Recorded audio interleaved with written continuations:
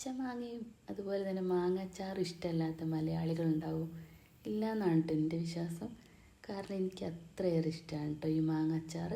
അപ്പോൾ നമുക്കിന്ന് കുറച്ച് പച്ചമാങ്ങ കിട്ടിയിട്ടുണ്ട്, അത് വെച്ചിട്ട് നമുക്കൊരു അച്ചാർ ഉണ്ടാക്കി നോക്കാം. അപ്പോൾ പച്ചമാങ്ങയൊക്കെ ഞാൻ ഇതുപോലെ അരിഞ്ഞെടുത്തിട്ടുണ്ട്. പിന്നെ ഇതിലേക്ക് കുറച്ചധികം വെളുത്തുള്ളിയും ഇഞ്ചിയും പച്ചമുളകും കറിവേപ്പിലയും എടുത്ത് വെച്ചിട്ടുണ്ട്.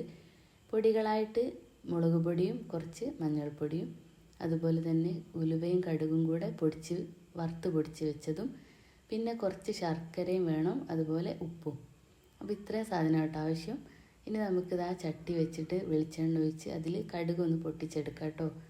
നല്ലെണ്ണ കേട്ടോ അച്ചാറിന് ഏറ്റവും നല്ലത്. പക്ഷേ ഇപ്പോൾ എൻ്റെ കയ്യിൽ നല്ലെണ്ണ ഇല്ല, അതുകൊണ്ടാട്ടോ ഞാൻ വെളിച്ചെണ്ണ എടുത്തത്. പിന്നെ അതിലേക്ക് വെളുത്തുള്ളി ഇഞ്ചിയും കൂടി ഇട്ടിട്ട് ഒന്ന് വാട്ടിയതിന് ശേഷം പൊടികൾ ചേർത്ത് കൊടുക്കാം കേട്ടോ.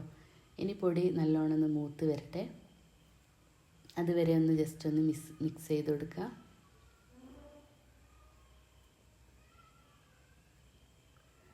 അപ്പോൾ ഒന്ന് മിക്സ് ചെയ്തതിന് ശേഷം കറിവേപ്പിലയും പച്ചമുളകും ആവശ്യത്തിനുള്ള ഉപ്പും കൂടെ നമ്മൾ അതിലേക്ക് ചേർത്ത് കൊടുക്കുക കേട്ടോ. പിന്നെ ബാക്കി സുർക്കയും കൂടി ചേർത്ത് കൊടുക്കുക. നമ്മളിതിൽ വെള്ളം ഒഴിക്കൂല, അതിന് പകരം സുർക്കയാണ് ചേർക്കുക. അപ്പോൾ സുർക്ക ആവശ്യത്തിനുള്ള ഒഴിച്ചതിന് ശേഷം ഒന്ന് തിളച്ച് വരുമ്പോൾ നമ്മൾ അരിഞ്ഞ് വെച്ച മാങ്ങ കഷ്ണങ്ങളില്ല, അത് അതിലേക്കൊന്ന് ഇട്ട് കൊടുക്കുക കേട്ടോ. എന്നിട്ട് ജസ്റ്റ് ഇതുപോലെ ഒന്ന് മിക്സ് ചെയ്തെടുക്കുക. അധിക സമയം വേവിക്കുകയൊന്നും വേണ്ട കേട്ടോ, മാങ്ങ പെട്ടെന്ന് വെന്ത് പോവും. അങ്ങനെ അധികം വേവണ്ട.